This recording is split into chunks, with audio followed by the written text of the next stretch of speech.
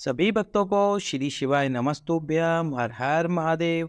ओम नमः शिवाय, जय महाकाल। तो आज हम शिव महापुराण की कथा के विद्येश्वर संहिता का 18वें अध्याय का वर्णन करेंगे। क्या बोलता है 18वां अध्याय? लिंग आदि पूजा में शिव पूजन का क्या विधान है? शिव के भस्म धारण का रहस्य क्या है, यानी कि क्यों भगवान शंकर ने भस्म को धारण किया, भस्म को कैसे धारण किया, उसकी जानकारी भी आपको मिलेगी। शिव की उत्पत्ति कैसे हुई, यानी कि शिव शब्द की उत्पत्ति कैसे हुई और गुरु शब्द की उत्पत्ति कैसे हुई, और विघ्न शांति के लिए क्या उपाय बताती है शिव महापुराण की कथा। ये पूरी जानकारी आज के इस वीडियो में हमें प्राप्त होगी। आप अपना प्यार इसी तरह बनाए रखें, जिस प्रकार आप पिछले वीडियो को लाइक शेयर कर रहे हो, उसी प्रकार से इन वीडियो को भी लाइक और शेयर करते रहिए। चैनल को सब्सक्राइब करवाते रहिए। सभी भक्तों को श्री शिवाय। चलिए सुनते हैं शिव महापुराण की कथा का और पढ़ते हैं विद्येश्वर संहिता 18वां अध्याय। ऋषिगण बोले, हे सर्वज्ञों में श्रेष्ठ बंधन और मोक्ष का स्वरूप क्या है, यह हमें बतलाइए। सूत जी बोले, हे महर्षियों, मैं बंधन और मोक्ष का स्वरूप तथा मोक्ष के उपाय का वर्णन करूंगा। आप लोग आदर पूर्वक सुने। जो प्रकृति आदि 8 बंधनों से बंधा हुआ है वह जीव बद्ध कहलाता है, और जो उन 8 बंधनों से छूटा हुआ है उसे मुक्त कहते हैं। प्रकृति आदि को वश में कर लेना मोक्ष कहलाता है। बंधन आगुंतक है और मोक्ष स्वतः सिद्ध है। बद्ध जीव जब बंधन से मुक्त हो जाता है तब उसे मुक्त जीव कहते हैं। प्रकृति, बुद्धि, त्रिगुणात्मक अहंकार और 5 तन्मात्राएं, इन्हें ज्ञानी पुरुष प्रकृत्य अध्यस्त मानते हैं। प्रकृति 8 तत्वों के समूह से देह की उत्पत्ति हुई है। देह से कर्म उत्पन्न होता है और फिर कर्म से नूतन देह की उत्पन्न होती है। इस प्रकार बार बार जन्म और कर्म होते रहते हैं। शरीर को स्थूल, सूक्ष्म और कारण के भेद से 3 प्रकार का जानना चाहिए। स्थूल शरीर जागृत अवस्था में व्यापार कराने वाला, सूक्ष्म शरीर जागृत और स्वप्न अवस्था में इंद्रिय भोग प्रदान करने वाला, तथा कारण शरीर सुषुप्त अवस्था में आत्मानंद की अनुभूति कराने वाला कहा गया है। जीव को उसे प्रारब्ध कर्मानुसार सुख दुख प्राप्त होते हैं। वह अपने पुण्य कर्मों के फल स्वरूप सुख और पाप कर्मों के फल स्वरूप दुख प्राप्त करता है। अतः कर्मपाश से बंधा हुआ जीव अपने त्रिविध शरीर से होने वाले शुभाशुभ कर्मों द्वारा सदा चक्र की भांति बार बार घुमाया जाता है। यानी कि ये मनुष्य जीवन के कर्म ही हैं जो इसे बार बार जन्म और मरण के चक्कर में डालते हैं। आपके कर्मों की वजह से आपके फिर से जन्म होता है और फिर से कर्मों की वजह से आपका दोबारा जन्म होता है। आप कर्म के जितने अच्छे कर्म करते हो उतने ही जीवन जन्मों से आप तरते जाते हो और उतने ही भगवान की शरण में पहुंचते जाते हो। और ये जो जन्म और मरण का चक्र है, ये चक्र की बात ही चलता रहता है और बार बार घुमाया जाता है।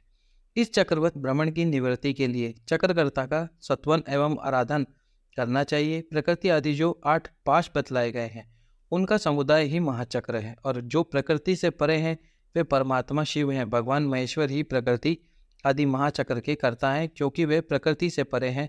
जैसा बकायन नामक वृक्ष का थाला जल को पीता है और उगलता है, उसी प्रकार शिव प्रकृति आदि को अपने वश में कर उस पर शासन करते हैं। उन्होंने सबको वश में कर लिया है, इसलिए वे शिव गए गए हैं। शिव ही सर्वज्ञ है, शिव ही परिपूर्ण है तथा निष्प्रह है।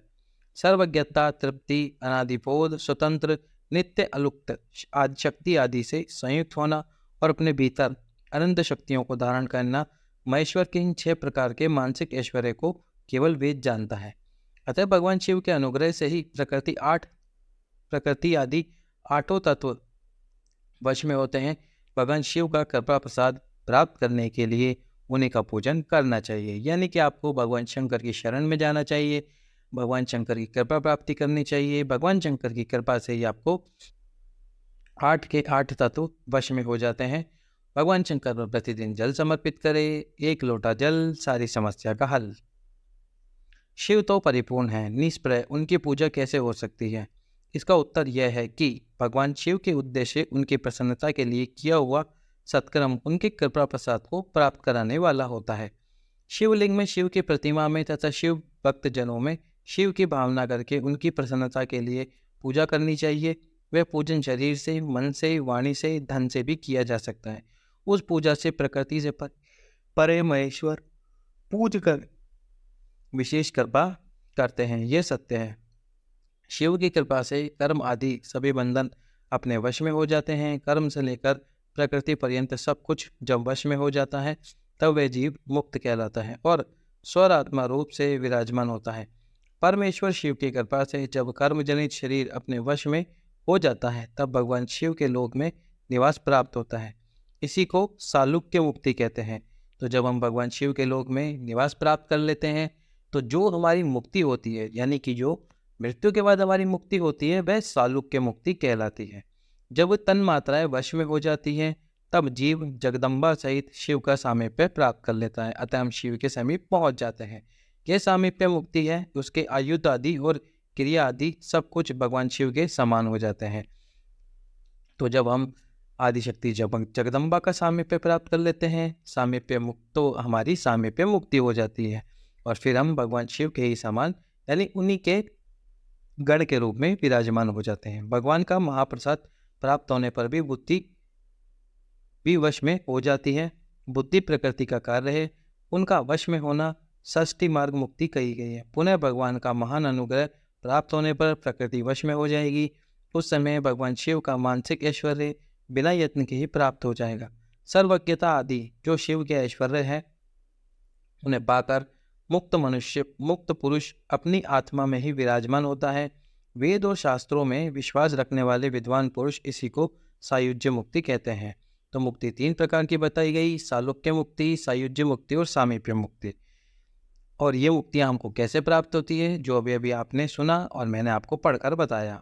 तो इस प्रकार लिंग आदि में शिव की पूजा करने से कर्म से मुक्ति स्वतः प्राप्त हो जाती है। इसलिए शिव का कृपा प्रसाद प्राप्त करने के लिए तत्संबंधी क्रिया आदि के द्वारा उन्हीं का पूजन करना चाहिए। शिव क्रिया, शिव तत्व, शिव मंत्र जप, शिव ज्ञान और शिव ध्यान के लिए सदा उत्तरोत्तर अभ्यास बढ़ाना चाहिए। प्रतिदिन प्रातःकाल से रात को सोते समय तक और जन्म काल से लेकर मृत्यु पर्यंत सारा समय भगवान शिव के चिंतन में ही बिताना चाहिए।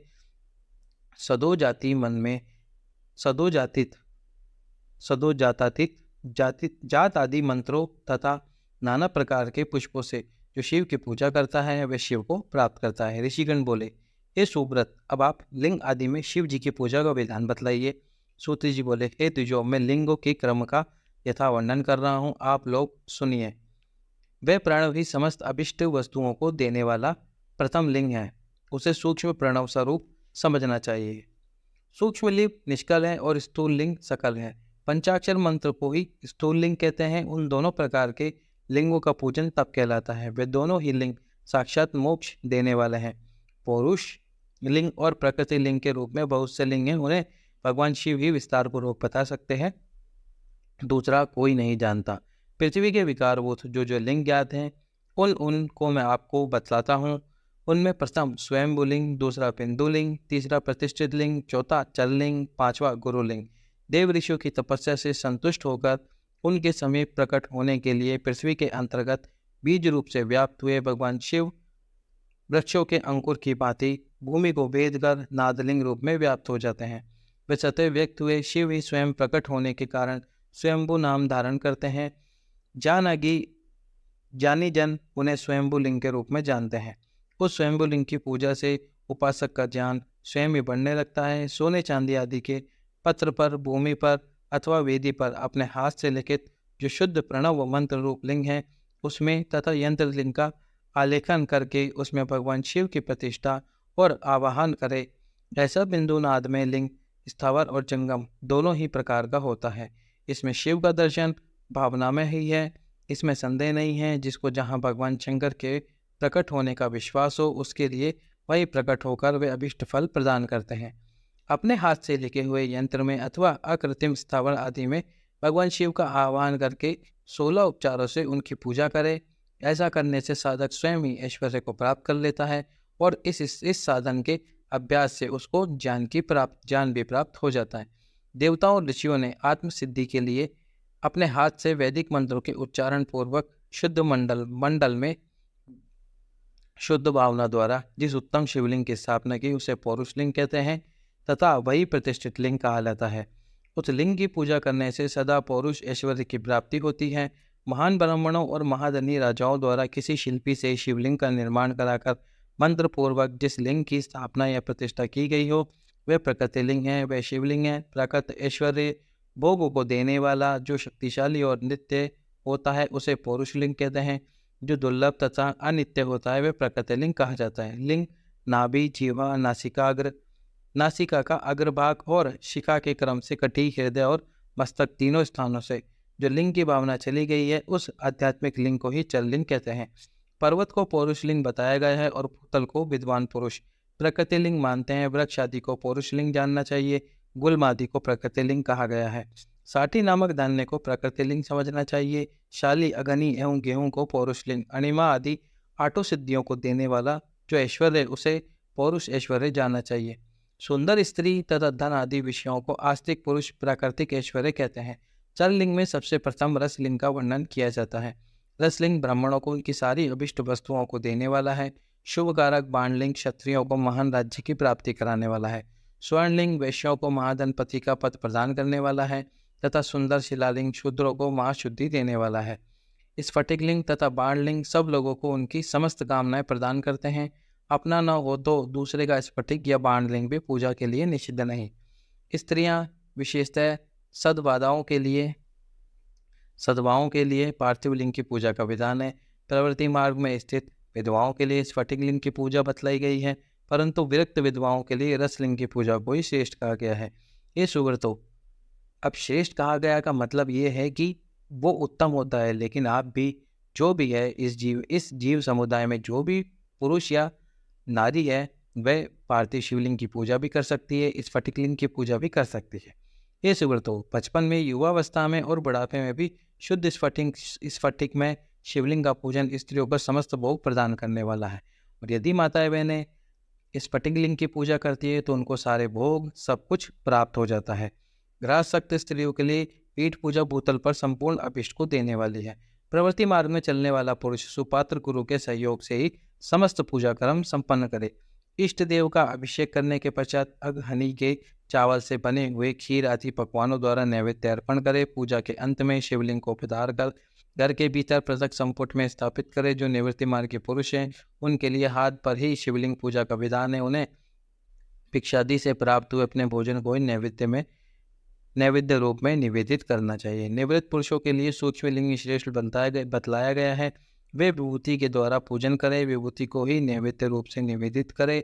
पूजा करके उस लिंग को सदा अपने मस्तक पर धारण करें। विभूति 3 प्रकार की बतलाई गई है: लोक अग्निजनित, वेद अग्निजनित और शिव अग्निजनित। लोक अग्निजनित या लौकिक भस्म को द्रव्यों की शुद्धि के लिए लाकर रखे। तो 3 प्रकार की जो भस्म बताइए, एक तो लोक अग्निजनित जो लोक अग्नि से जलित होती है, एक वेद अग्नि जब वेद मंत्रों का उच्चारण होता है तो उस समय पे जो अग्नि जनित होती है वो वेद अग्नि जनित होती है। और शिवाग्नि जनित जब भगवान स्वयं शंकर की अग्नि से जलती है वह 3 प्रकार की भस्म बतलाई गई है। तो उस भस्म को दिव्य शुद्धि के लिए लाकर रखे जो लोक अग्नि जनित वाली भस्म है। मिट्टी, लकड़ी और लोहे के पात्रों की, धान्यों की, तिल आदि द्रव्यों की, वस्त्र आदि की तथा पर्युषित वस्तुओं की शुद्धि भस्म से होती है। कुत्ते आदि से दूषित हुए पात्रों की भी शुद्धि भस्म से ही मानी गई है। वस्तु विशेष की शुद्धि के लिए यथा योग्य सजल अथवा निर्जल भस्म का उपयोग करना चाहिए। वेदाग्नि जनित जो भस्म है उसको उन वैदिक कर्मों के अंत में धारण करना चाहिए। मंत्र और क्रिया से जनित हो होम कर्म है वह अग्नि में भस्म का रूप धारण करता है। उस भस्म को धारण करने से वह कर्म आत्मा में आरोपित हो जाता है। अघोर मूर्तिधारी शिव का जो अपना मंत्र है उसे पढ़कर बेल की लकड़ी को जलाए, उस मंत्र से अभिमंत्रित अग्नि को शिवाग्नि कहते हैं। तो जो बेल की लकड़ी यानी कि जो बेलपत्र की लकड़ी होती है उसको शिव मंत्र की अग्नि से जलाकर जो भस्म तैयार की जाती है उसको शिवाग्नि भस्म कहते हैं। उस भस्म का नाम शिवाग्नि भस्म कहा गया है। उसके द्वारा जले हुए काष्ठ जो भस्म है वह शिवाग्नि जनित होती है। कपिला गाय के गोबर अथवा गाय मात्र के गोबर को तथा शमी, पीपल, पलाश, वट, अमलतास और बिल्व इनकी लकड़ियों को शिवाग्नि से जलाए।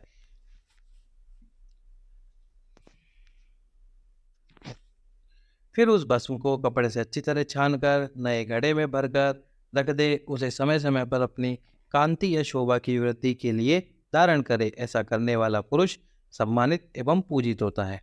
तब हम वीडियो के उस पड़ाव पर आ गए हैं जहां हम आपको एक उपाय का वर्णन करेंगे। तो आज के इस वीडियो का उपाय इस प्रकार है, जो कि सोमवार के दिन का उपाय है। सोमवार के दिन यदि आपने कोई एग्ज़ाम दे रखा है और आप उसके रिजल्ट का वेट कर रहे हो, यदि आपका कोई कार्य सिद्ध नहीं हो रहा है और आप उस कार्य को सिद्ध कराना चाहते हो, या आपकी कोई भी ऐसी मनोकामना है जो पूर्ण नहीं हो रही, उसको भी पूर्ण करने के लिए आप सोमवार के दिन प्रदोष काल में, प्रदोष के समय, अब आप प्रदोष काल का वर्णन मैं आपके सम्मुख में करता हूँ। प्रदोष काल जब सूर्य अस्त होता है, तो सूर्य अस्त से 45 मिनट पहले और 45 मिनट बाद का जो समय होता है, यानी कि कुल 1.5 घंटे का समय, लगभग 90 मिनट का जो समय होता है, वो प्रदोष काल कहलाता है। इस प्रदोष काल में आपको एक दीपक, जिसमें आपको 2 लंबी बात लगानी है। कितनी बात लगानी है? 2 लंबी बात लगानी है, और 2 लंबी बात लगाकर उसमें एक अक्षत, अक्षत यानी कि चावल का दाना डाल दीजिए। साथ में आपको उस दीपक में डालना है घी। अब सोमवार के दिन उस दीपक को प्रज्वलित करना है बेलपत्री के वृक्ष के नीचे। लेकिन प्रज्वलित करने से पहले जब आप वो दोनों बात प्रज्वलित करोगे एक एक कर, तो आपको भगवान शिव और माँ आद्य शक्ति यानी कि शक्ति का स्मरण करना है। या तो शिव पार्वती बोल लीजिए या शिव शक्ति का स्मरण करके बोल लीजिए। और जब आप एक एक बात को प्रज्वलित करोगे, जलाओगे, तो फिर आपको शिव शक्ति का स्मरण करके उस दीप को प्रज्वलित कर देना है। प्रत्येक सोमवार को आपकी मनोकामना कार्य सिद्धता के लिए ये उपाय कीजिए। एक अक्षत का दाना उस दीपक में अवश्य ही डालें। महादेव और बेलपत्री के वृक्ष के नीचे या महादेव के नाम से किया गया ये उपाय जरूर सफल होता है।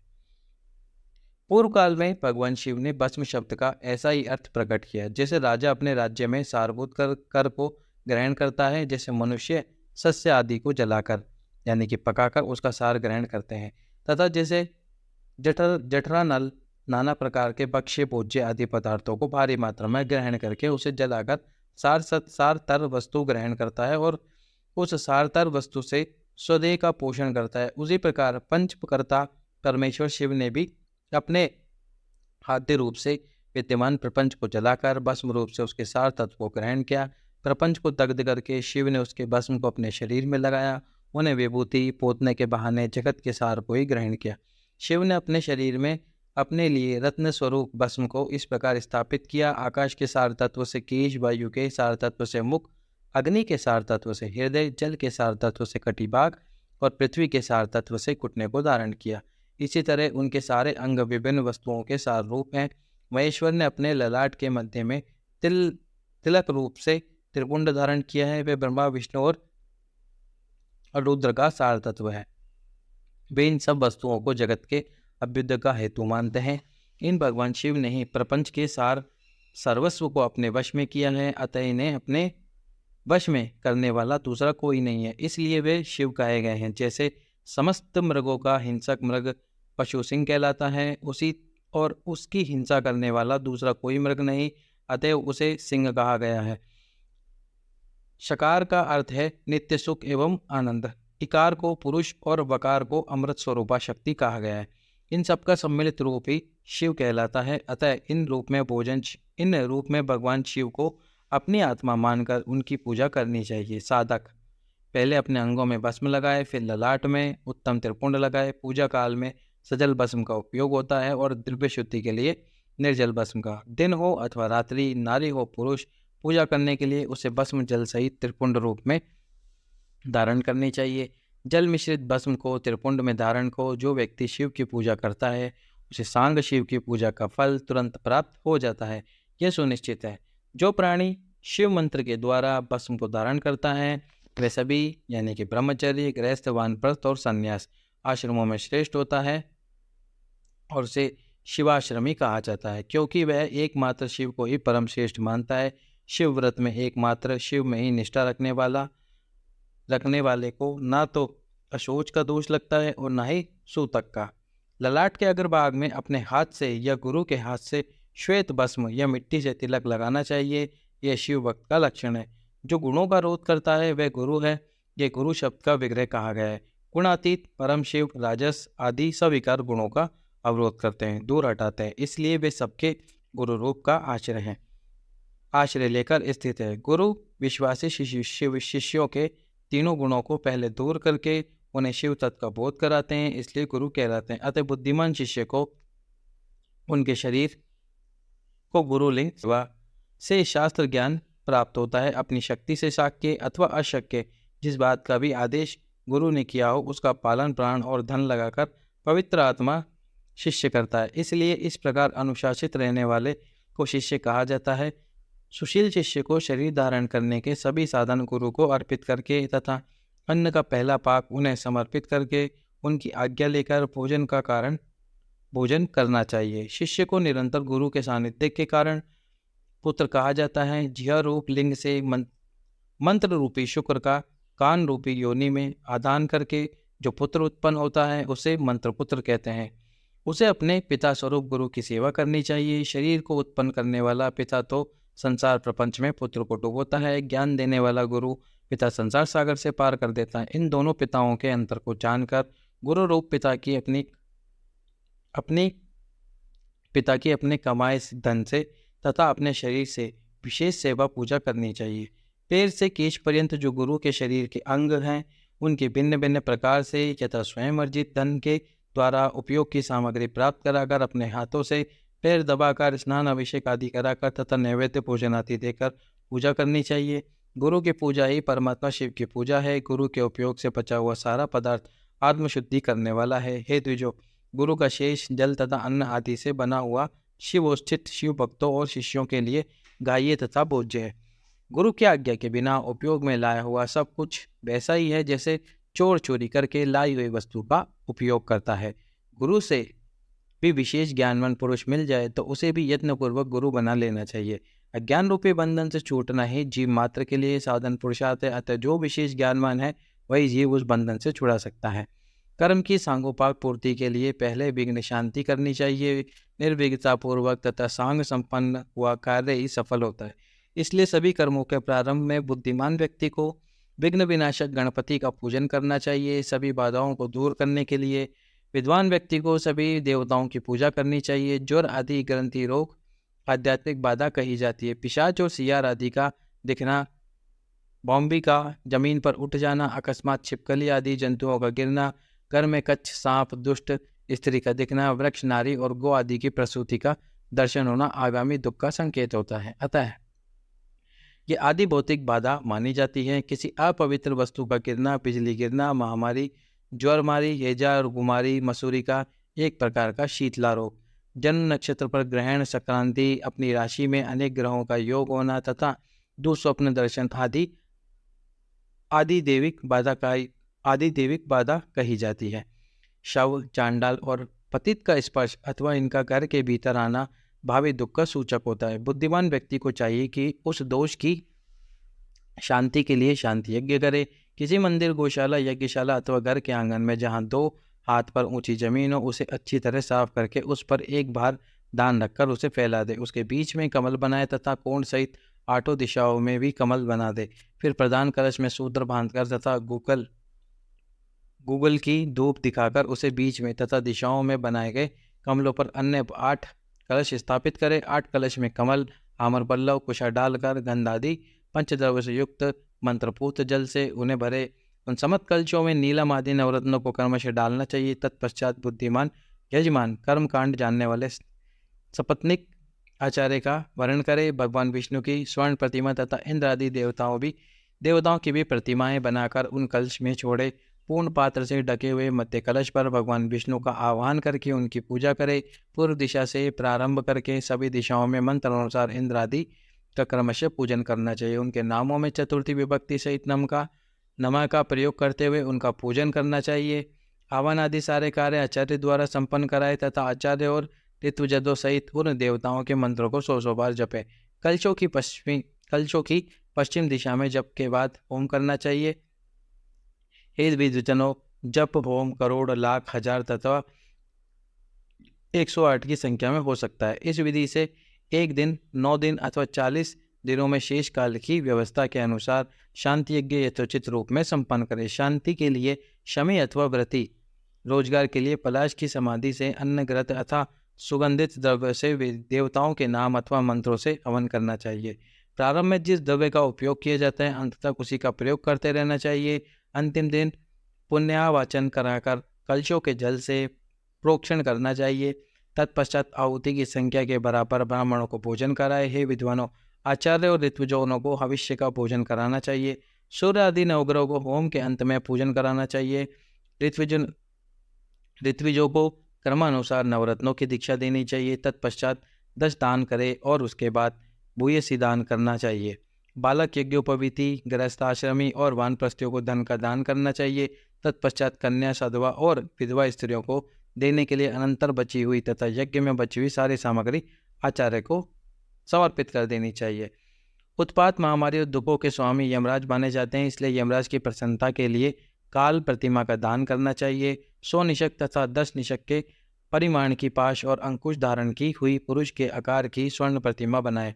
उस स्वर्ण प्रतिमा का दक्षिणा सहित दान करना चाहिए। उसके बाद पूर्णायु प्राप्त करने हेतु तिलक का दान करना चाहिए। रोग निवारण के लिए गर्त में अपनी परछाई देखकर दान करना चाहिए। 1000 ब्राह्मणों को भोजन कराना चाहिए। घना भाव में 100 अथवा यथाशक्ति ब्राह्मणों को भोजन कराना चाहिए। भूत आदि की शांति के लिए भैरव की महापूजा करें। अंत में भगवान शिव का महाअभिषेक और नैवेद्य समर्पित करके ब्राह्मणों को भूरी भोजन कराना चाहिए। इस प्रकार यज्ञ संपन्न करने से दोषों की शांति हो जाती है। इस शांति का प्रतिवर्ष फाल्गुन मास में आयोजन करना चाहिए। शांति यज्ञ का अशुभ दर्शन होने पर तुरंत अथवा 1 महीने के भीतर यज्ञ का आयोजन करना चाहिए। महापाप हो जाए तो भैरव की पूजा करनी चाहिए। महाव्याधि हो जाए तो यज्ञ का पुनः संकल्प लेकर उसे संपन्न करना चाहिए।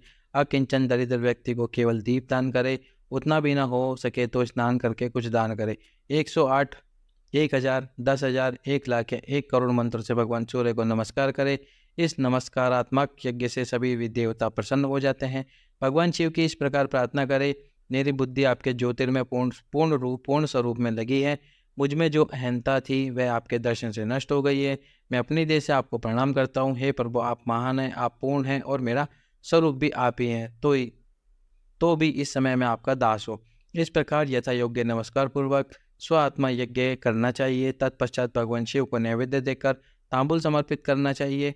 स्वयं 108 बार शिव की प्रदक्षिणा करनी चाहिए। 1000, 10,000, 1 लाख, 1 करोड़ प्रदक्षिणा दूसरों के द्वारा कराई जा सकती है। शिव की प्रदक्षिणा से सारे पापों का तत्क्षण नाश हो जाता है। दुख का मूल व्याधि है और व्याधि का मूल पाप में होता है। धर्मांचरण से पापों का नाश बताया गया है। भगवान शिव के उद्देश्य से किया गया धर्मांचरण पापों का नाश करने में समर्थ होता है। शिव के धर्मों में प्रदक्षिणा को प्रधान कहा गया है।